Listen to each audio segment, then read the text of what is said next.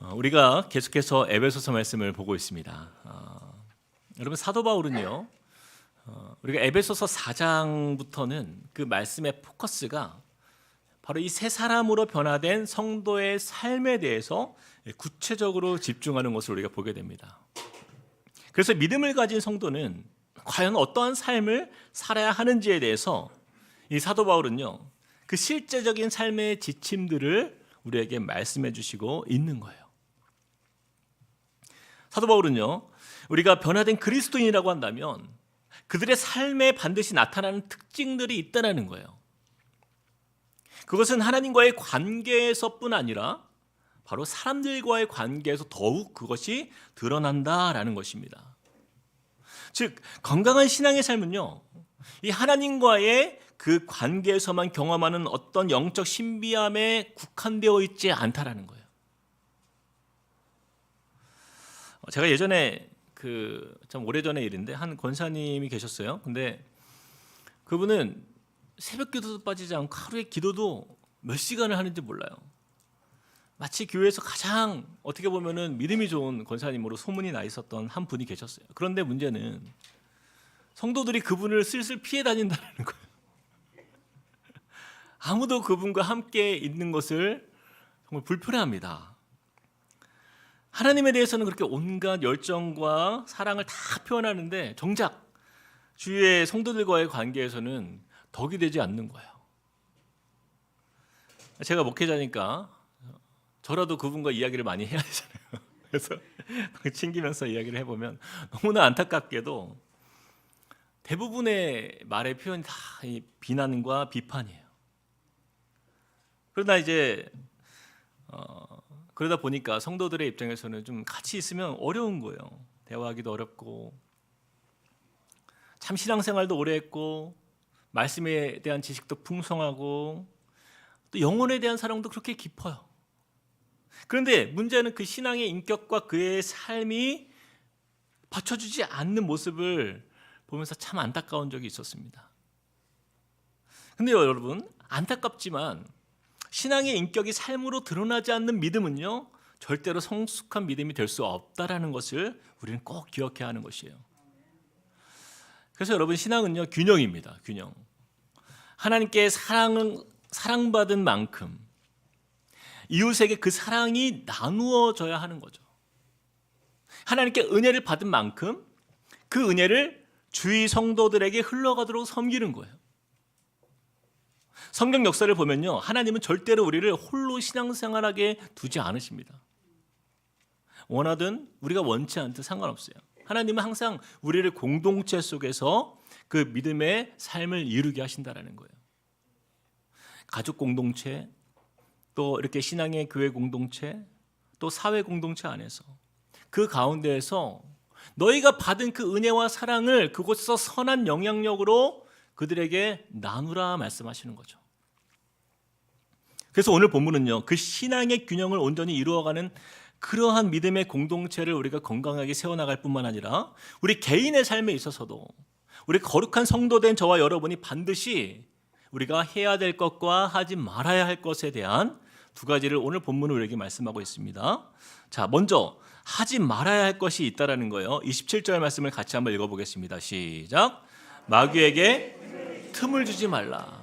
첫 번째는 우리가 하지 말아야 할 것, 성숙한 그리스도인의 삶에서 하지 말아야 할 것은 마귀에게 틈을 주지 않는 것이에요. 바로 이것이 성숙한 그리스도인이 되는 첫 번째 방법입니다. 둘째가 있어요. 두 번째로 성숙한 그리스도인이 되는 방법은요, 29절 말씀 같이 한번 읽어봅시다. 시작. 무릇 더러운 말은 너희 입 밖에도 내지 말고 오직 덕을 세우는 데 소용되는 대로 선한 말을 하여 듣는 자들에게 은혜를 끼치게 하라. 은혜를 끼치게 하는 것, 그것이 바로 우리가 해야 할 것이에요. 하지 말아야 할 것은 무엇이에요? 마귀에게 틈을 주지 않는 것. 그 다음에 해야 될 것은 뭐예요? 은혜를 끼치는 삶이에요. 은혜를 끼치는 삶.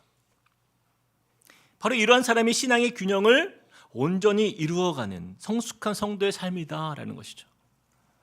자, 그렇다면 구체적으로 우리가 좀 보길 원하는데, 이렇게 하지 말아야 할 것과 해야 할 것의 가장 중요한 실천사항은 과연 무엇인가? 바로 그것은요, 우리의 언어입니다. 즉 말입니다. 말. 제가 그동안 한 거의 19년 정도 이렇게 사역을 하면서 우리 성도님들이 가장 시험에 들거나 우리 성도님들이 가장 마음에 어려움을 느낄 때, 가장 힘들다고 느낄 때가 언제인가? 가만히 보면요, 교회에서 막 일을 많이 할 때가 아니더라고요. 막 사역이나 어떤 일이 어렵다기보다는 바로 이 관계의 어려움에 처할 때, 그때 마음이 아프고 상처받고 쓰러지는 그런 고통의 상황 가운데 놓이는 것을 우리가 보게 돼요. 그런데 이 관계 속에서 이런 어려움을 일으키는 문제의 요인이 무엇인가를 이야기를 해보면 바로 대부분의 원인이요, 말이다라는 거예요. 말. 여러분, 세상에서요, 나는 어떤 말을 들어도 괜찮아, 아무렇지도 않아. 여러분, 그런 사람들 본 적 있어요? 난 절대 상처 안 받아. 제가 살면서 보면요, 이렇게 말하는 사람이 가장 상처를 잘 받아요.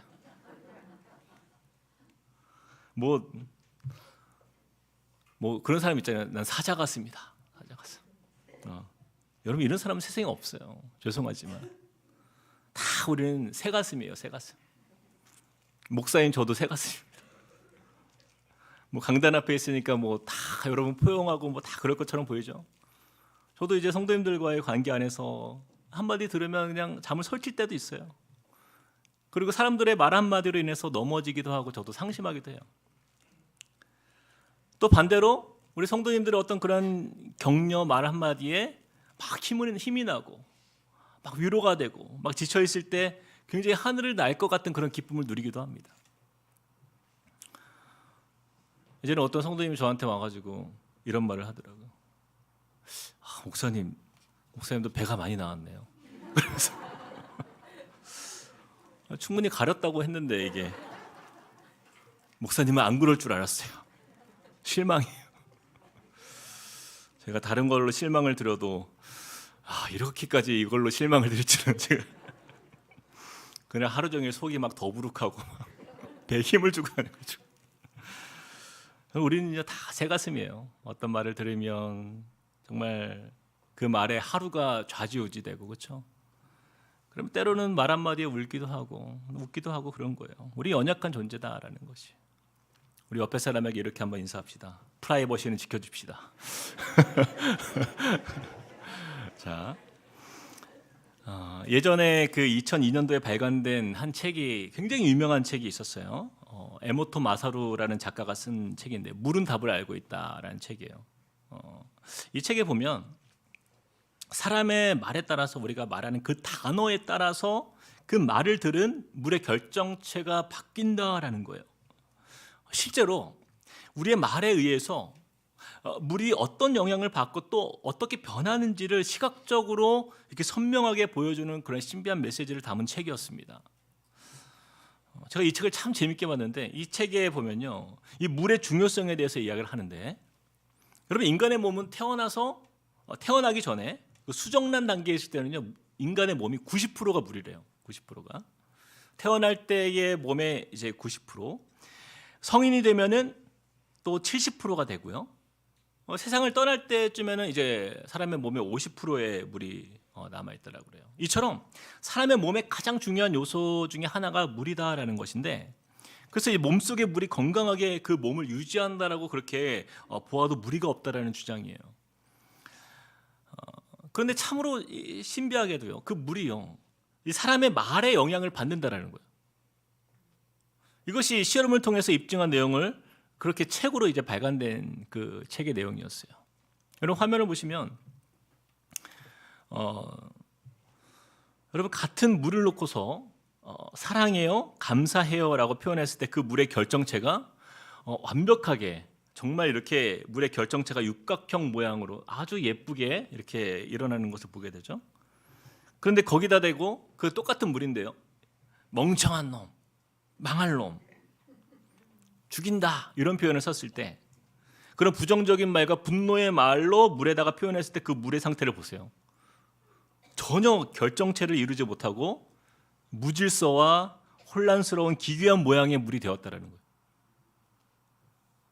이처럼 사람의 말의 영향력은 단지 우리의 어떤 그 감정과 기분에만 영향을 주는 것이 아니라 사람을 정말 살리기도 하고 또 파괴하기도 하는 그런 생명력 있는 힘이 바로 저와 여러분의 말에 있다라는 것이에요. 그만큼 우리의 언어 생활이요, 이 신앙생활에 있어서 가장 중요하다고 보아도 과언이 아니다라는 것입니다. 여러분 잘 보세요. 하나님은요, 온 세상을 무엇으로 창조하셨죠? 말씀으로. 말씀으로 이 세상을 창조하셨어요. 여러분 믿으십니까? 말씀은요, 하나님의 능력이에요. 하나님의 말씀은 이 땅의 모든 생물들의 그 생사를 결정하는 능력이 있습니다. 그래서 사단이요, 이 땅에 죄가 들어오고 가장 먼저 타락시킨 것이 무엇이에요? 여러분, 언어의 타락이에요. 언어의 타락. 뱀은요, 아담과 하와를 어떻게 죄짓도록 유혹합니까? 말로 먼저 유혹합니다. 그렇죠? 가장 먼저 그들을 유혹한 것이 말의 타락이었어요. 뱀이 여자에게 이르되 너희가 결코 죽지 아니하리라. 너희가 그것을 먹는 날에는 너희 눈이 밝아져 하나님과 같이 되어서 선악을 알 줄 하나님이 아심이라. 여러분, 이처럼 뱀은요, 없는 말을 가지고 거짓된 말로 꾸며서 그 첫 인류를 타락하도록 만들었다라는 거예요. 이와 마찬가지로 사단의 역사는요, 끊임없이 말로 사람을 괴롭히는 존재입니다. 최근까지도 그 큰 이슈가 되었던 것이 여러분 악성 댓글이잖아요. 그렇죠? 악성 댓글. 사람들의 말로 인해서 상처받은 그 연예인들이 자살하는 일들이 얼마나 많았어요. 지금도 그런 일들이 있어요. 어떤 이들은요, 죽지는 않았어요.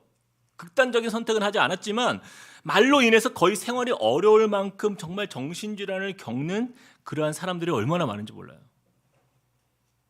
여러분, 연예인병이라고 들어보셨습니까? 연예인병? 요즘에는 공황장애를 연예인병이라고 해요. 사람이 공황장애가 뭐 어때요? 극심한 공포와 또 호흡이 곤란해지면서 발작이 일어나죠.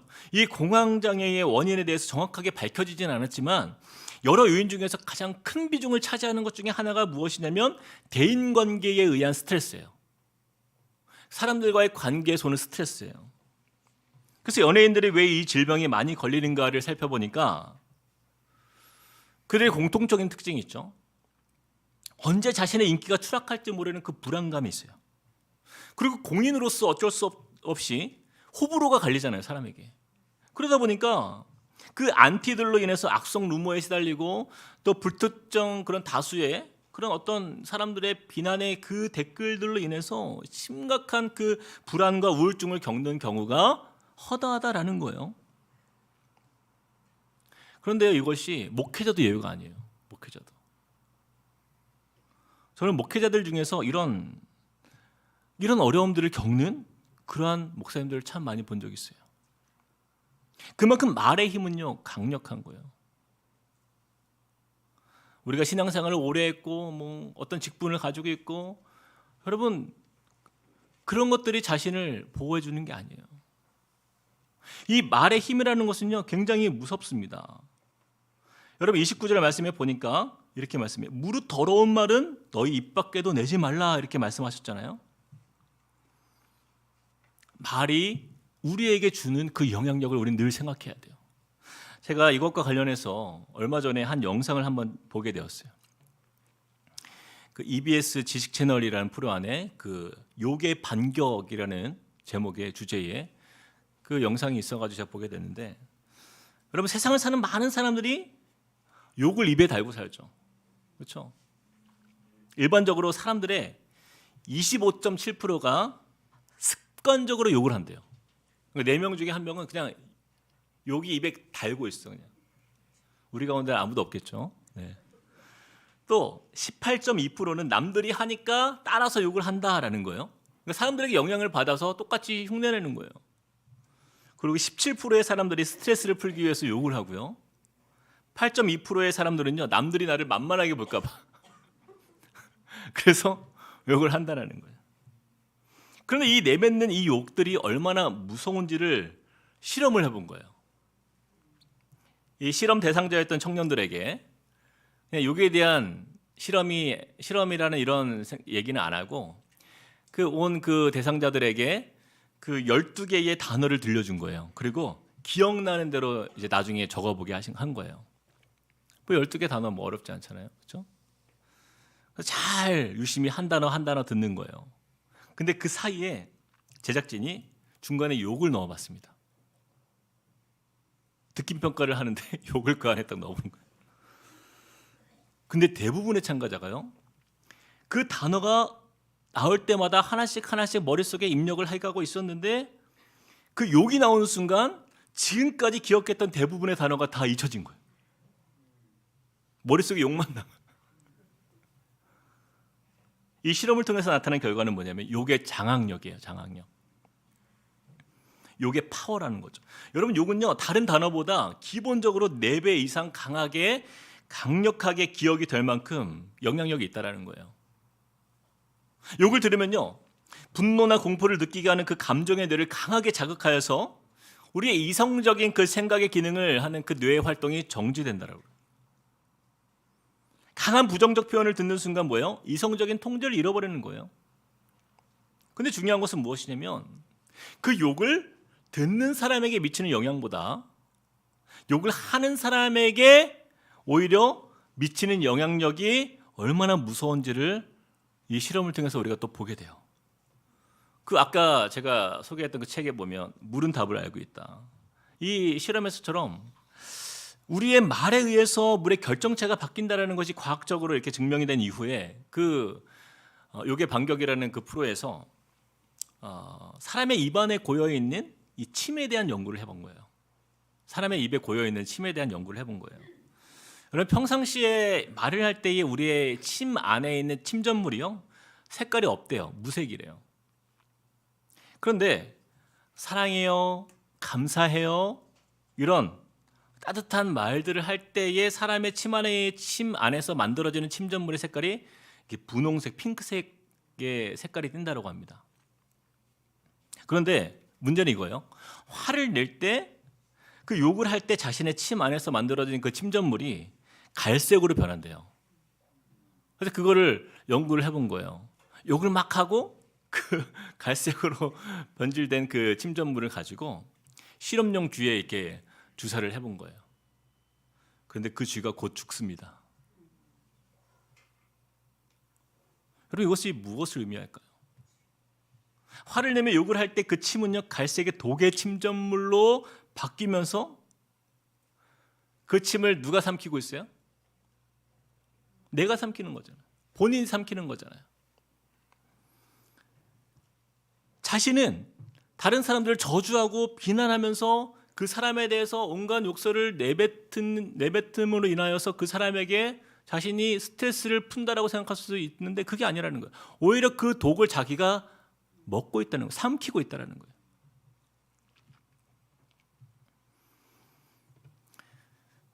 그렇기 때문에 여러분, 분노가 굉장히 위험한 것입니다. 26절 말씀을 우리 같이 한번 읽어볼까요? 26절 말씀 시작. 분을 내어도 죄를 짓지 말며 해가 지도록 분을 품지 말고. 여러분, 사람이 살다 보면요 분이 날 수가 있어요. 분노가 일어날 수 있어요. 억울한 일을 당하거나 어떤 상처를 받을 때도 분노가 일어날 수 있어요. 때로는 여러 상황 속에서 내가 오해를 받고 어려움을 겪을 때도 분노가 일어날 수 있죠. 때로는 건강한 분노도 있어요. 거룩한 분노도 있어요. 그런데 하나님은요 이처럼 우리의 감정이 상할 때 그 상한 마음에 대해서 하나님은 이해하십니다. 분노가 다 나쁘다고 성경에서 말씀하지 않아요. 근데 문제는 뭐냐면 그 분노의 마음이 들 때 그 감정을 다스릴 수 있도록 하나님이 시간을 주시는데요. 그 시간이 언제까지예요? 해가 질 때까지예요. 이 시간이 중요해요. 그러나 해가 지고 날이 바뀌었는데도 여전히 그 분노를 가지고 있는 사람은요 그때부터 그 분노는 죄로 바뀌는 거예요. 그 분노의 지배를 받는 노예가 되는 것입니다. 결국 그 분노는 이제 자연스럽게 우리의 언어로 이어지고 그 분노의 독을 삼키는 자신과 또 주위 사람들에게 상처를 주기 때문이에요. 여러분, 29절 말씀에 어떻게 말씀하고 있어요? 무릇 더러운 말은 너희 입 밖에도 내지 말라. 여러분, 이처럼 더러운 말은요, 상대에게 상처를 주기 전에 내 자신을 죽이는 것이에요. 근데 이게 사단의 전략이에요. 이것이 사단은요, 언제나 우리를 이용해서 상대방을 해하게 하고 더 나아가 자기 자신도 고통받게 합니다. 바로 이것이 사단에게 우리가 틈을 주는 거예요. 사단은요, 속이는 자요, 회방하는 자입니다.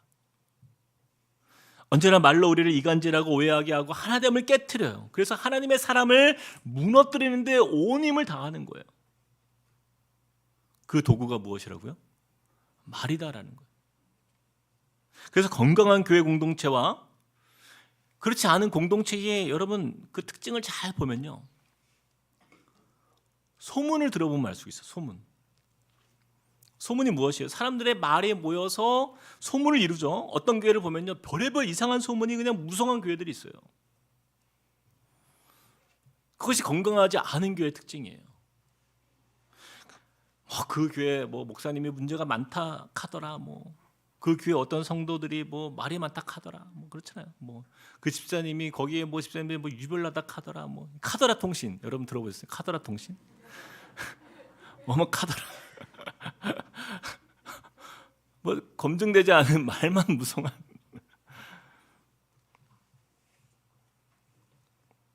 그건 사단에게 틈을 주는 정도가 아니라 아예 그냥 사단이 가지고 노는 놀이터가 되는 거예요, 교회가. 그렇죠? 그러나 건강한 교회는 달라요. 건강한 공동체는 달라요. 성도들이 절대로 말을 함부로 하지 않아요. 참고 인내하며 또 말을 조심합니다. 확인되지 않은 말들을 막 퍼뜨리면서 막 쉽게 그런 것들에 반응해 주지 않아요. 그만큼 서로를 세워주고 서로를 믿어주고 마음을 하나 되기 위해서 힘쓰기 때문인 거예요. 그래서 여러분, 우리가요, 농담도 정말 조심해야 돼요.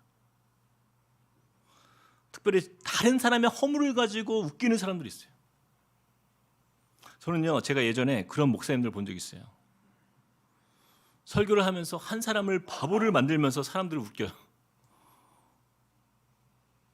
아무리 농담이라도 그 당사자는요, 정말 큰 상처를 받습니다. 그것은요, 사단에게 이용당하는 거죠.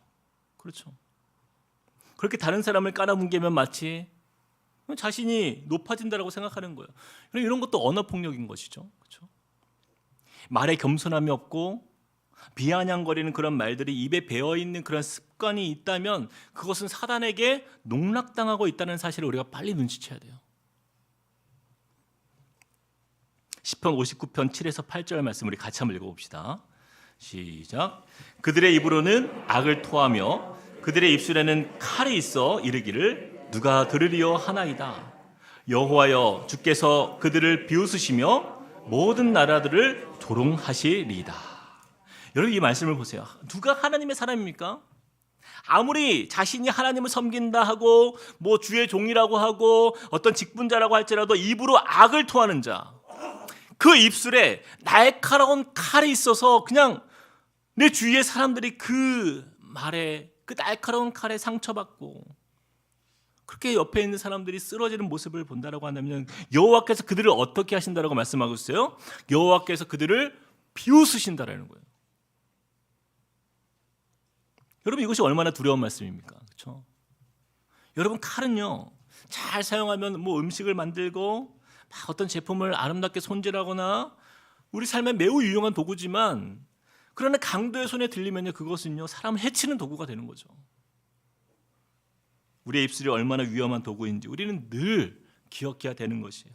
잠언 12장 18절 말씀에 이렇게 말씀합니다. 칼로 찌름같이 함부로 말하는 자가 있거니와, 잘 보세요. 칼로 찌름같이 함부로 말하는 자가 있거니와 지혜로운 자의 혀는 양약과 같으니라.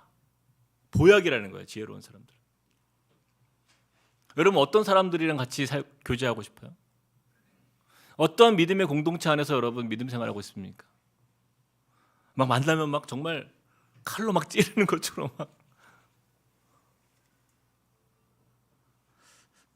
그래서 야고보서의 말씀에 보면은 매우 의미 있는 말씀이 우리에게 있어요. 3장 8절부터 10절 말씀 제가 한번 읽어보겠습니다. 혀는 능히 길들일 사람이 없나니 쉬지 아니하는 악이요 죽이는 독이 가득한 것이라. 이것으로 우리가 주 아버지를 찬송하고 또 이것으로 하나님의 형상대로 지음받은 사람을 저주하니 한 입에서 찬송과 저주가 나오는도다. 내 형제들아 이것이 마땅하지 아니하니라. 여러분 믿으십니까? 아멘. 여러분 이것이 얼마나 모순된 성도의 삶이에요? 한 입으로는 하나님을 은혜롭게 찬송하고 또 같은 입으로 하나님의 형상을 창조된 다른 지체들을 비난하고 저주한다라고 한다면 과연 하나님께서 그 찬송과 기도를 들으시겠냐라는 거예요. 오히려 이러한 사람을요, 오늘 본문에서 30절 말씀에 보면 하나님의 성령을 근심하게 하는 자라라고 이렇게 표현합니다. 우리 30절 말씀 같이 한번 읽어봅시다. 시작. 하나님의 성령을 근심하게 하지 말라. 그 안에서 너희가 구원의 날까지 인치심을 받았느니라. 우리의 말 한마디가요, 성령님을 기쁘시게 하기도 하지만 또한 근심하게 한다는 것을 우리는 늘 기억해야 돼요. 구원받은 백성으로 저 천국에 들어가는 그날까지 저와 여러분은요, 가장 먼저 우리의 말의 성숙함을 향하여서 구원의 날까지 온전함을 이루기 위해서 애써야 한다는 거예요. 예수를 깊이 생각하라라는 책에 보니까 말에 대한 우화가 하나 소개가 됩니다. 버섯 캐는 남자 둘이요, 숲에 가서 이제 숲길을 이렇게 걷고 있었어요. 근데 무심코 땅 위에 떨어진 한 과일 하나가 되게 처음 보는 과일이어서 그 과일을요 무심코 밟았대요. 근데 그 과일이 갑자기 2배로 커지는 거예요. 그래서 다른 남자가 이상해서 나도 한번 밟아봐야 되겠다. 그래서 힘을 주어서 세게 밟았더니 작아질 줄 알았는데 또 2배로 커지는 거예요. 두 사람이 이러면 안 되는데 하고 막 밟았대요. 그랬더니 마구마구 커져가지고 나중에는 숲에 그 길을 막아버렸답니다. 그래서 당황해하고 있는 그 두 사람에게 나이가 지긋하신 노인이 지나가면서 만난 거예요. 꼭 그런 사람이 나타나잖아요, 이런 이야기에는. 나이가 지긋하신 어르신이 끌끌끌 이렇게 혀를 차면서 이렇게 얘기했대요. 자꾸 건드리지 마라. 이것은 말싸움이라는 이름의 과일이다. 맞서지 않으면 처음 그대로이지만 상대에서 맞서면 계속 커진단다. 이렇게 얘기를 했대요. 사랑하는 성도 여러분, 우리가 하고 싶은 말이요, 목까지 차오를 때가 있어요. 그렇죠? 네. 그런데 그 모든 말들이 말로 표현되었을 때에 우리의 의도와는 다르게 역효과가 일어나고 부작용이 일어나는 말이라고 한다면 때로는 안 하니만 못할 때가 있다라는 거예요. 그래서 차라리 그 말을 하지 말았어야 했어라는 후회가 들 때가 우리 삶에 종종 있지요. 이것이 바로 사단의 올무인 거예요. 사단은요, 우리 마음에 있는 모든 말들을 다 하도록 부추깁니다. 그리고 그 내뱉은 말로 인해서 후회하며 막 스스로 정죄하며 주저앉게 한다는 거예요. 그리고 결국에는 그 소통의 길을 막아버리는, 점점 그것이 커져서 그 소통의 길을 막아버리는 안타까운 결과를 초래하게 된다는 거예요.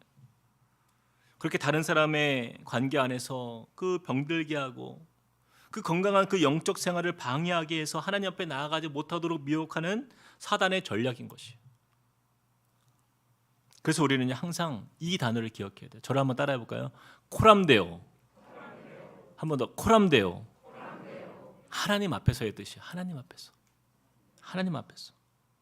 우리가 말을 하는 모든 자리에서 하나님이 그곳에 계시고 우리의 말을 다 듣고 계시다라는 그 사실을 기억할 때 우리는요, 말로 사단에게 틈을 주지 않을 수 있게 된다라는 거예요.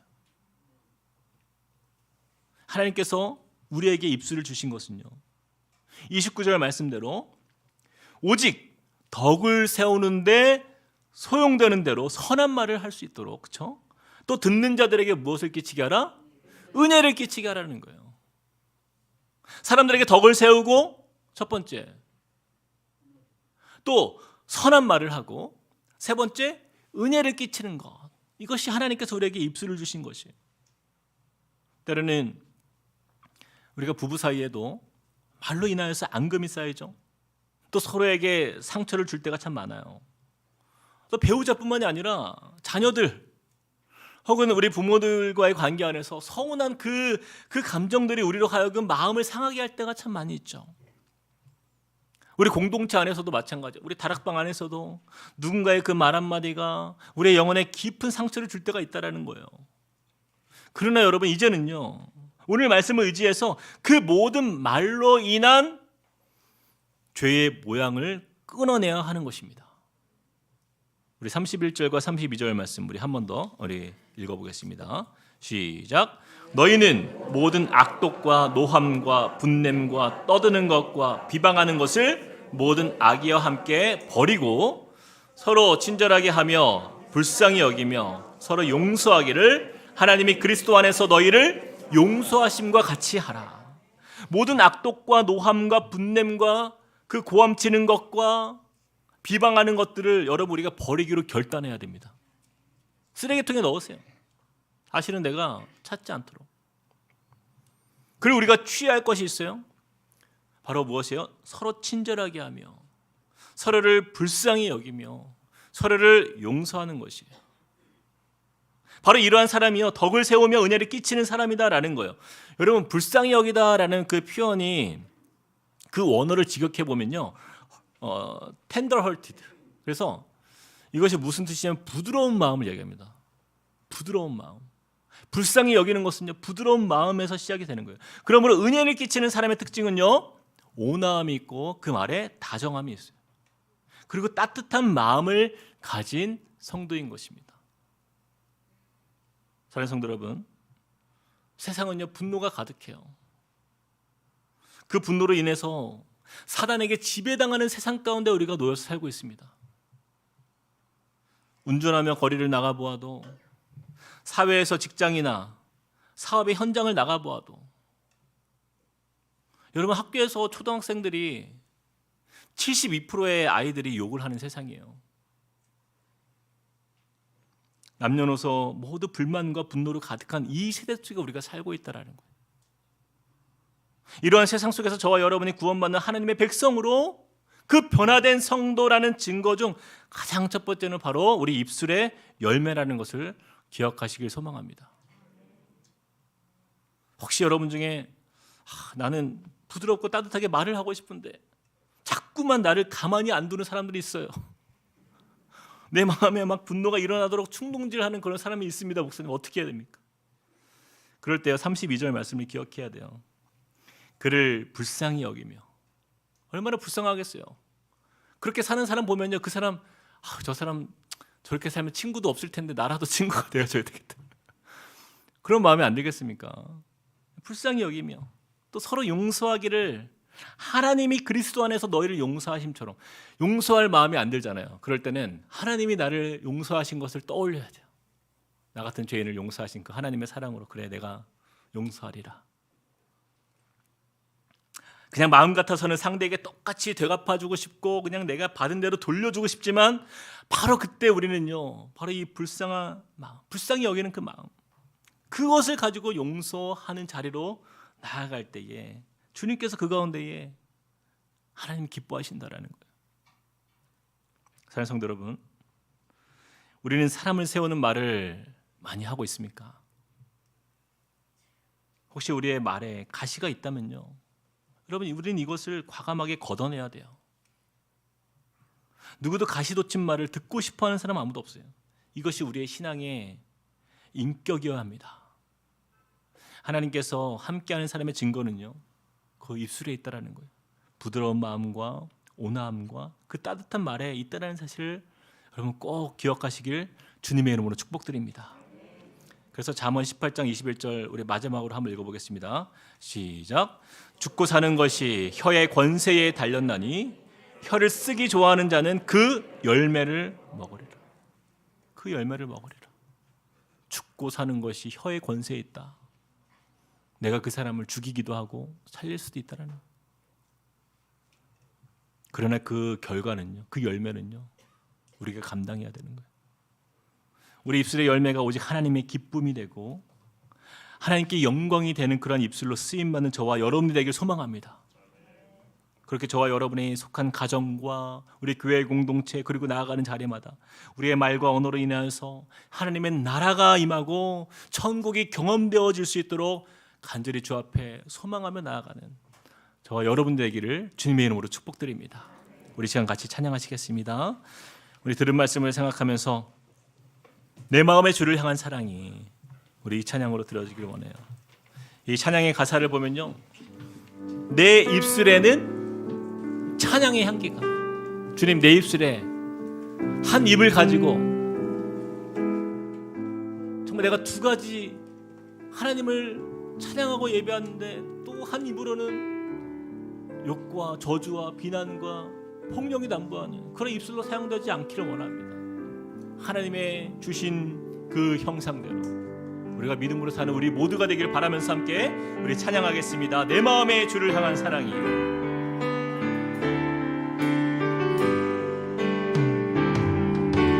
내 마음의 주를 향한 사랑이 나의 말엔 주가 주신 진리로 나의 눈에 주의 눈물 채워주소서.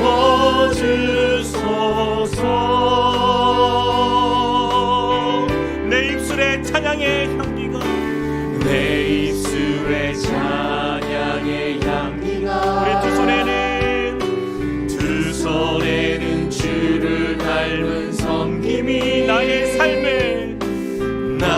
삶에 주의 흔적 남게 하소서. 하나님의 사랑이 영원히 함께하리. 하나님의 사랑이 영원히 함께하리.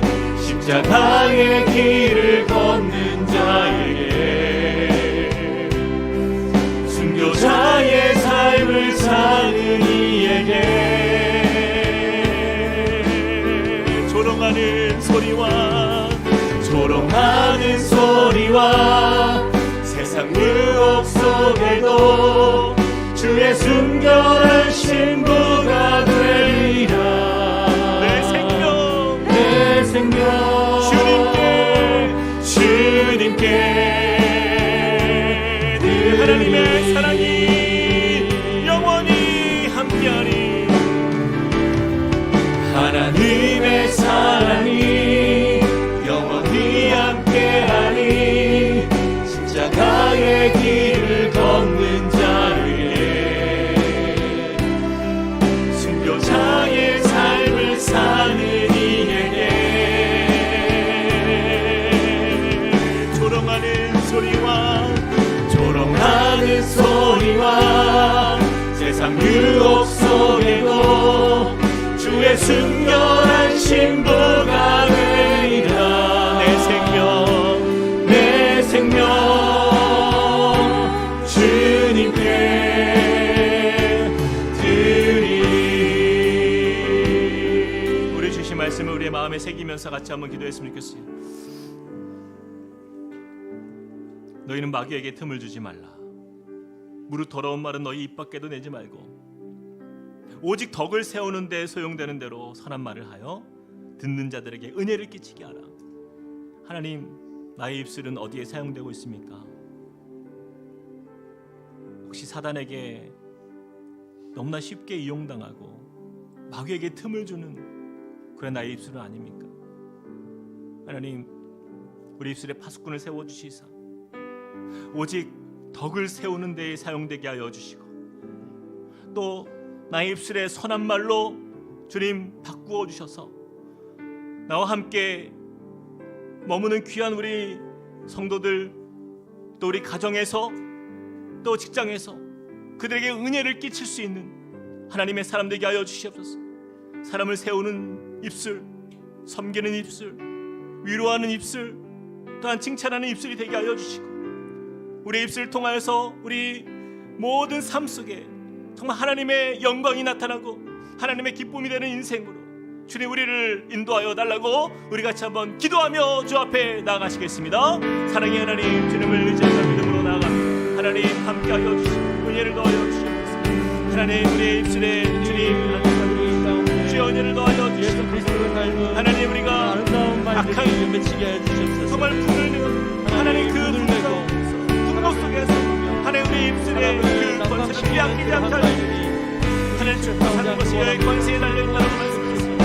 하나님, 하나님 그것이 우리의 아버지 하나님 주시는 그 하나님의 은혜 하나님 그것을 우리가 다시 한번 우리 마음에 들게 원합니다. 하나님 주여 은혜를 넣어 주시고 하나님 우리의 삶 오직 주님의 이름으로 덕을 세우는 자들 하나님 선한 말을 통하여서 듣는 자들에게 은혜를 끼치는 하나님의 사람으로 살게 하여 주시옵소서. 하나님 구원의 날까지 하나님 우리가 잊히심을 받은 그날까지 하나님 우리가 주님 앞에 성령으로 살게 하여 주시옵소서. 하나님 우리 성숙한 그리스도의 삶의 모습이 우리 모든 성도들의 삶 속에 하나님 능력으로 나타날 수 있도록 주여 도와주시고 하나님 나아가는 모든 자리마다 하나님의 은혜가 넘치는 인생으로 하나님 그리하여서 하나님 주님의 영광을 높이며 하나님의 이름을 하나님 높이는 주의 백성으로 살게 하여 주시옵소서. 주님 은혜를 넣어 주시옵소서. 하나님 정말 각각 이웃과 더불어 참된 것을 말하라 말씀하셨고 하나님 이것이 서로가 지치는 이라 말씀하셨고 그 은혜를 우리가 믿고 따르길 원합니다. 하나님 그라 우리의 삶이 되게 하여 주시고 은혜를 더하게 하여 주시고 인도하여 주시고 주님 역사하여 주시고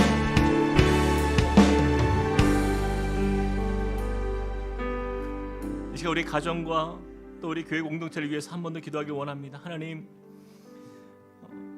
우리 25절 말씀에 그런즉 거짓을 버리고 각각 그 이웃과 더불어 참된 것을 말하라. 이는 우리가 서로 지체됨이라.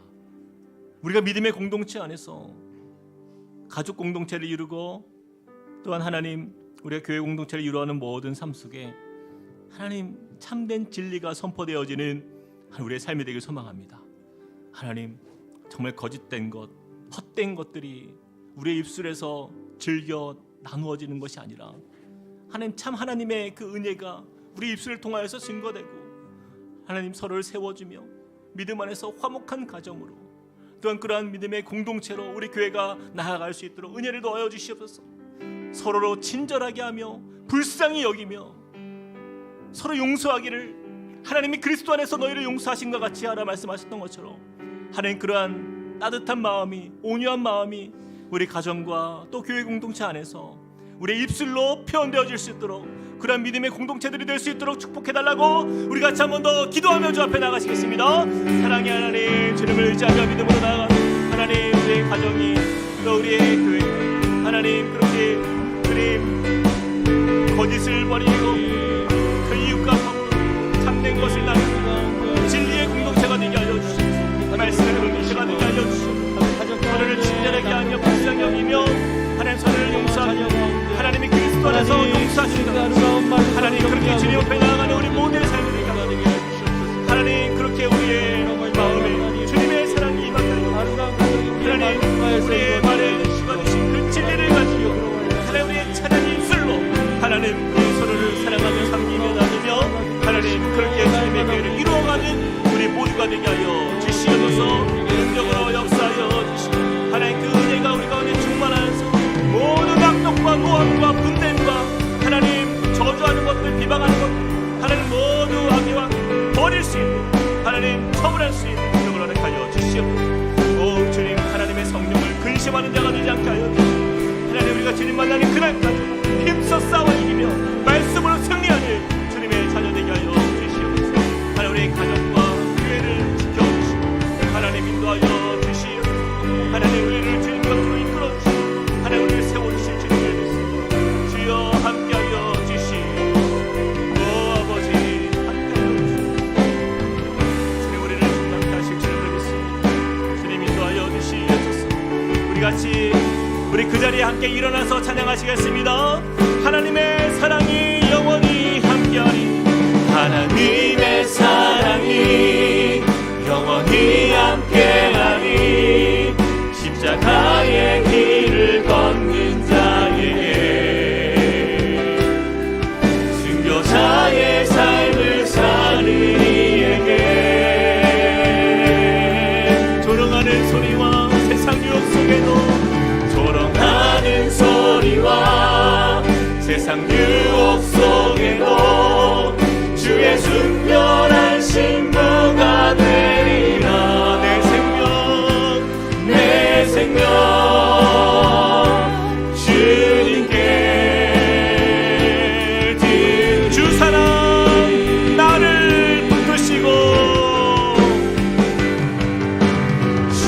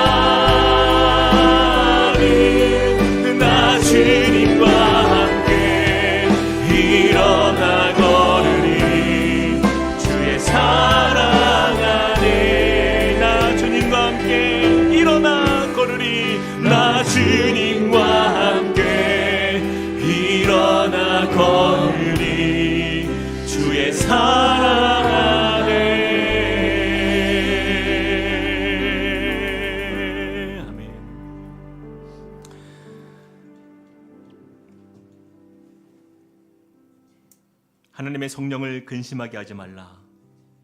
그 안에서 너희가 구원의 날까지 인치심을 받았느니라. 서로 친절하게 하며 불쌍히 여기며 서로 용서하기를 하나님이 그리스도 안에서 너희를 용서하심과 같이 하라. 사랑의 하나님, 그 은혜의 말씀을 우리가 붙들기 원합니다. 우리의 연약한 인생, 또 부족한 우리의